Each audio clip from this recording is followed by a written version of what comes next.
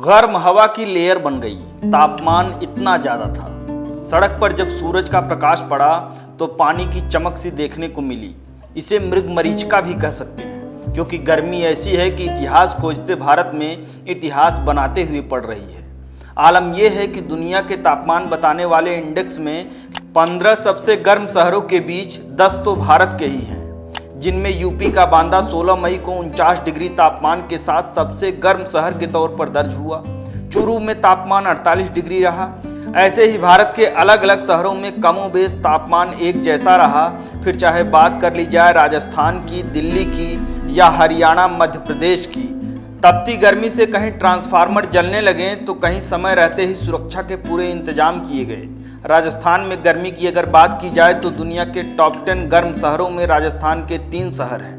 अब आप ये भी कह सकते हैं कि राजस्थान में गर्मी तो हर बार पड़ती है। आप ये भी कह सकते हैं कि राजस्थान में सूरज यूं ही तपता है। तो आपकी बात सही है, लेकिन दिल्ली और आसपास के इलाके इतना नहीं तपते जितना रविवार को झुलस गए, जब मंगेशपुर में 49.2, नजफगढ़ में 49.1, गुरुग्राम में 48.1, जाफरपुर में 47.5, पीतमपुरा में 47.3 और नोएडा में 47.1 डिग्री तापमान दर्ज हुआ। दिल्ली में इतना तापमान चढ़ा कि मौसम वैज्ञानिक कहने लगे कि इतना तो अनुमान भी नहीं था।